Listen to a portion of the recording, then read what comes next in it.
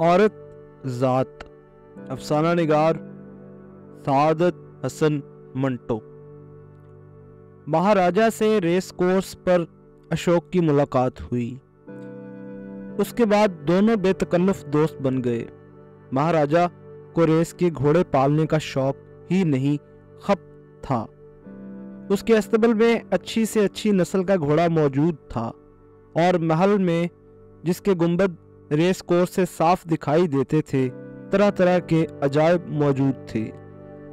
अशोक जब पहली बार महल में गया तो महाराजा ने कई घंटे सर्फ करके उसको अपने तमाम नवादिर दिखाए। ये चीज़ें जमा करने में महाराजा को सारी दुनिया का दौरा करना पड़ा था। हर मुल्क का कोना कोना छानना पड़ा था। अशोक बहुत मुतासिर हुआ। चुनाचे उसने नौजवान महाराजा के ज़ौक़े इंतखाब की खूब दाद दी।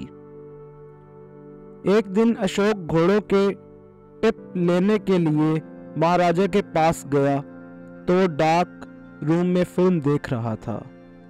उसने अशोक को वहीं बुलवा लिया। 57 मिलीमीटर फिल्म थे, जहां महाराजा ने खुद अपने कैमरे से लिए थे। जब प्रोजेक्टर चला तो पिछली रेस पूरी की पूरी पर्दे से दौड़ गई। महाराजा का घोड़ा इस रेस में 1 आया था।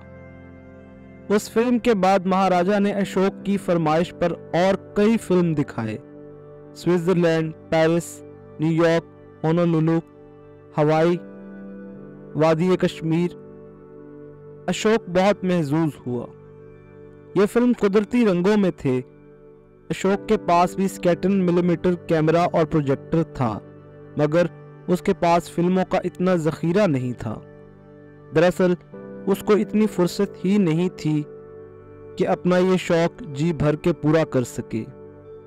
महाराजा जब कुछ फिल्म दिखा चुका तो उसने कैमरे में रोशनी की और बड़ी बेतकल्लुफी से अशोक की रान पर धप्पा मारकर कहा, और सुनाओ दोस्त। अशोक ने सिगरेट सुलगाया। मजा आ गया फिल्म देखकर। और दिखाऊं? नहीं नहीं नहीं भाई, एक जरूर देखो, मजा आ जाएगा तुम्हें। ये कहकर महाराजा ने एक संदूकचा खोलकर एक रील निकाली और प्रोजेक्टर पर चढ़ा दी। जरा इत्मीनान से देखना। अशोक ने पूछा, क्या मतलब? महाराजा ने कमरे की लाइट ऑफ कर दी। मतलब ये कि हर चीज गौर से देखना। ये कहकर उसने प्रोजेक्टर का स्विच दबा दिया। पर्दे पर चंद लम्हात सिर्फ सफेद रोशनी थरथराती रही, फिर एकदम तस्वीरें शुरू हो गई। एक अलिफ नंगी औरत सोफे पर लेटी थी, दूसरी सिंगार मेज के पास खड़ी अपने बाल संवार रही थी। अशोक कुछ देर खामोश बैठा देखता रहा। उसके बाद एकदम उसके हलक से अजीबोगरीब आवाज निकली। महाराजा ने हंसकर उससे पूछा, क्या हुआ? अशोक के हलक से आवाज फंस फंस कर बाहर निकली, बंद करो यार, बंद करो। क्या बंद करो? अशोक उठने लगा। महाराजा ने उसे पकड़कर बिठा दिया। यह फिल्म तुम्हें पूरे का पूरा देखना पड़ेगा। फिल्म चलता रहा। पर्दे पर बरहनगी मुंह खोले नाचती रही। मर्द और औरत का जिनसी रिश्ता मादरजाद उरियानी के साथ थिरकता रहा। अशोक ने सारा वक्त बेचैनी में काटा। जब फिल्म बंद हुआ और पर्दे पर सिर्फ सफेद रोशनी थी तो अशोक को ऐसा महसूस हुआ कि जो कुछ उसने देखा था प्रोजेक्टर के बजाय उसकी आंखें फेंक रही थी। महाराजा ने कमरे की लाइट ऑन की और अशोक की तरफ देखा और एक जोर का कहकहा लगाया, क्या हो गया है तुम्हें? अशोक कुछ सुकड़ सा गया था। एकदम रोशनी के बायस उसकी आंखें भिंची हुई थी। माथे पर पसीने के मोटे मोटे कतरे थे। महाराजा ने जोर से उसकी रान पर धप्पा मारा और इस कदर बेतहाशा हंसा कि उसकी आंखों में आंसू आ गए। अशोक सोफे पर से उठा, रुमाल निकालकर अपने माथे का पसीना पूंछा। कुछ नहीं यार, कुछ नहीं। क्या मजा नहीं आया? अशोक का हलक सूखा हुआ था। थूक निगलकर उसने कहा, कहां से लाए हो ये फिल्म? महाराजा ने सोफे पर लेटते हुए जवाब दिया, पेरिस से। पारी, पारी। अशोक ने सर को झटका सा दिया। कुछ समझ में नहीं आता। क्या ये लोग, मेरा मतलब है कैमरे के सामने ये लोग कैसे? यही तो कमाल है कि नहीं? है तो सही। ये कहकर अशोक ने रुमाल से अपनी आंखें साफ की। सारी तस्वीरें जैसे मेरी आंखों में फंस गई है। महाराजा उठा। मैंने एक दफा चंद लेडीज को यह फिल्म दिखाया। अशोक चिल्लाया, लेडीज को? हाँ हाँ, बड़े मजे ले लेकर देखा उन्होंने। गलत। महाराजा ने बड़ी संजीदगी के साथ कहा, सच कहता हूं, एक दफा देखकर दूसरी दफा फिर देखा। भिंचती, चिल्लाती और हंसती रही। अशोक ने अपने सर को झटका सा दिया।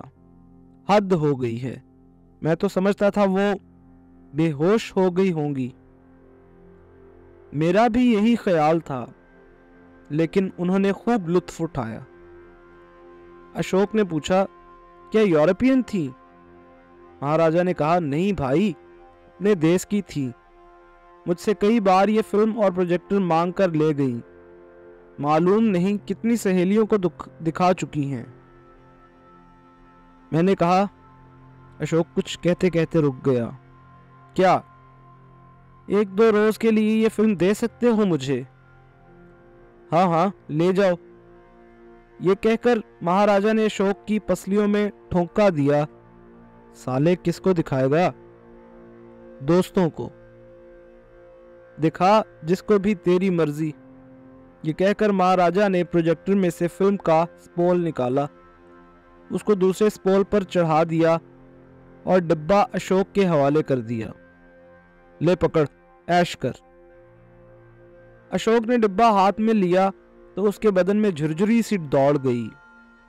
घोड़ों के टिप लेना भूल गया और चंद मिनट इधर उधर की बातें करने के बाद चला गया। घर से प्रोजेक्टर ले जाकर उसने कई दोस्तों को यह फिल्म दिखाया। तकरीबन सबके लिए इंसानियत की ये उरियानी बिल्कुल नई चीज थी। अशोक ने हर एक का रद्द-ए-अमल नोट किया। बाज ने खफीफ सी घबराहट और फिल्म का एक एक इंच गौर से देखा। बाज ने थोड़ा सा देखकर आंखें बंद कर ली। बाज आंखें खुली रखने के बावजूद फिल्म को तमाम कमाल तौर पर न देख सके। एक बर्दाश्त न कर सका और उठकर चला गया। 3-4 रोज के बाद अशोक को फिल्म लौटाने का ख्याल आया तो उसने सोचा क्यों ना अपनी बीवी को दिखाऊं। चुनाचे वो प्रोजेक्टर अपने घर ले गया।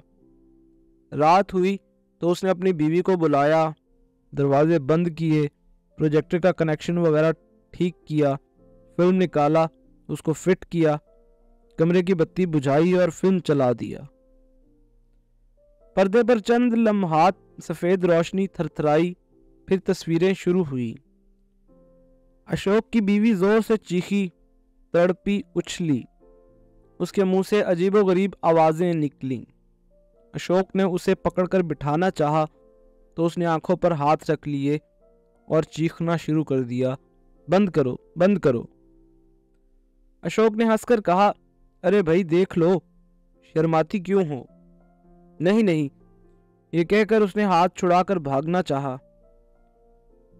अशोक ने उसको जोर से पकड़ लिया। वो हाथ जो उसकी आंखों पर था एक तरफ खींचा। इस खींचातानी में दफतन अशोक की बीवी ने रोना शुरू कर दिया। अशोक के ब्रेक से लग गए। उसने तो महज तफरीह की खातिर अपनी बीवी को फिल्म दिखाया था। रोती और बुड़बुड़ाती उसकी बीवी दरवाजा खोलकर बाहर निकल गई। अशोक चंद लम्हात बिल्कुल खाली और जहन बैठा नंगी तस्वीरें देखता रहा जो हैवानी हरकत में मशगूल थीं। फिर एकदम उसने मामला की नज़ाकत को महसूस किया इस एहसास ने उसे खजालत के समंदर में गर्क कर दिया। उसने सोचा, मुझसे बहुत ही नाजेबा हरकत सरजद हुई है, लेकिन हैरत है कि मुझे इसका ख्याल तक ना आया। दोस्तों को दिखाया था, ठीक था, घर में और किसी को नहीं। अपनी बीवी को। उसके माथे पर पसीना आ गया। फिल्म चल रहा था। मादरजाद बरहनगी मुख्तलिफ आसन इख्तियार करती दौड़ रही थी। अशोक ने उठकर स्विच ऑफ कर दिया। पर्दे पर सब कुछ बुझ गया, मगर उसने अपनी निगाहें दूसरी तरफ फेर लीं। उसका दिलो दिमाग शर्मशारी में डूबा हुआ था। ये एहसास उसको चुभ रहा था कि उससे एक निहायत ही नाजेबा, निहायत ही वाहियात हरकत सरजद हुई। उसने यहाँ तक सोचा कि वो कैसे अपनी बीवी से आंख मिला सकेगा। कमरे में घुप अंधेरा था। एक सिगरेट सुलगा कर उसने एहसास निदामत को मुख्तलिफ ख्यालों के जरिए से दूर करने की कोशिश की, मगर कामयाब न हुआ। थोड़ी देर दिमाग में इधर उधर हाथ मारता रहा। जब चारों तरफ से सर्जनिश हुई तो जिच बच हो गया और एक अजब सी ख्वाहिश उसके दिल में पैदा हुई कि जिस तरह कमरे में अंधेरा है, इसी तरह उसके दिमाग पर भी अंधेरा छा जाए। बार बार उसे ये चीज सता रही थी। ऐसी वाहियात हरकत, और मुझे ख्याल तक ना आया।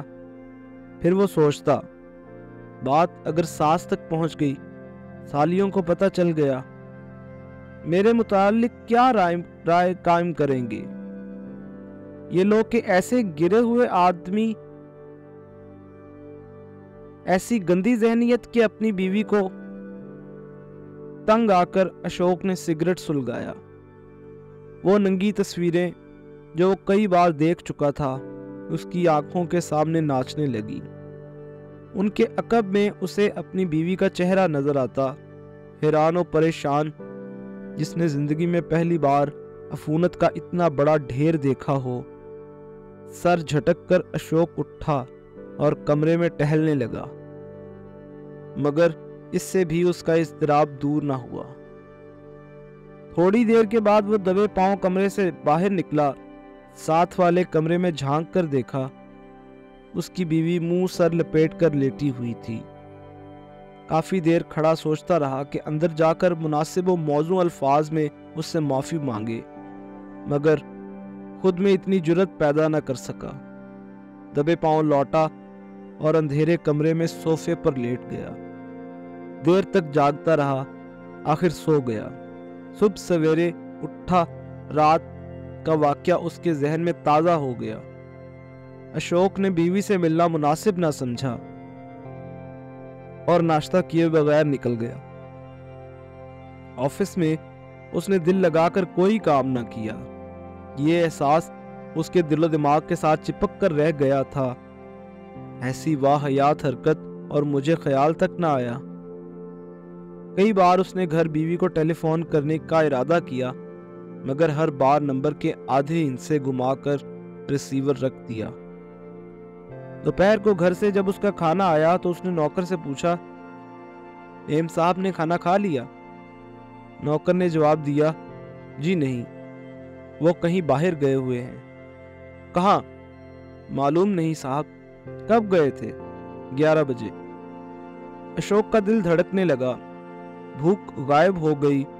2-4 निवाले खाए और हाथ उठा लिया। उसके दिमाग में हलचल मच गई थी। तरह तरह के ख्यालात पैदा हो रहे थे। 11 बजे, अभी तक लौटी नहीं, गई कहाँ है? माँ के पास। क्या वो उसे सब कुछ बता देगी? जरूर बताएगी। माँ से बेटी सब कुछ कह सकती है। हो सकता है बहनों के पास गई हो। सुनेगी तो क्या कहेंगी? दोनों मेरी कितनी इज्जत करती थीं। जाने बात कहां से कहां पहुंचेगी।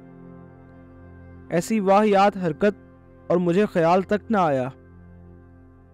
अशोक ऑफिस से बाहर निकल गया, मोटर ली और इधर उधर आवारा चक्कर लगाता रहा। जब कुछ समझ में न आया तो उसने मोटर का रुख घर की तरफ फेर दिया। देखा जाएगा जो कुछ होगा। घर के पास पहुंचा तो उसका दिल जोर जोर से धड़कने लगा। जब लिफ्ट एक धचके के साथ ऊपर उठी तो उसका दिल बोझल होकर उसके मुंह में आ गया। लिफ्ट तीसरी मंजिल पर रुकी। कुछ देर सोचकर उसने दरवाजा खोला। अपने फ्लैट के पास पहुंचा तो उसके कदम रुक गए। उसने सोचा कि लौट जाए, मगर फ्लैट का दरवाजा खुला और उसका नौकर बीड़ी पीने के लिए बाहर निकला। अशोक को देखकर उसने बीड़ी हाथ में छुपाई और सलाम किया। अशोक को अंदर दाखिल होना पड़ा। नौकर पीछे पीछे आ रहा था। अशोक ने पलटकर उससे पूछा, मेम साहब कहाँ हैं? नौकर ने जवाब दिया, अंदर कमरे में। और कौन है? उनकी बहनें साहब, कोलाबे वाले साहब की मेम साहब और 2 पारसी बाइयां। ये सुनकर अशोक बड़े कमरे की तरफ बढ़ा। दरवाजा बंद था। उसने धक्का दिया। अंदर से अशोक की बीवी की पतली मगर तेज आवाज आई, कौन है? नौकर बोला, साहब। अंदर कमरे में एकदम गड़बड़ शुरू हो गई। चीखें बुलंद हुईं। दरवाजों की चिटखनियां खुलने की आवाजें आईं। खटपट खटपट हुई। अशोक कॉरिडोर से होता पिछले दरवाजे से कमरे में दाखिल हुआ तो उसने देखा कि प्रोजेक्टर चल रहा है और पर्दे पर दिन की रोशनी में धुंधली धुंधली इंसानी शक्लें एक नफरत अंगेज मकानकी यक आहंगी के साथ हैवानी हरकत में मशगूल हैं। अशोक बेतहाशा हंसने लगा।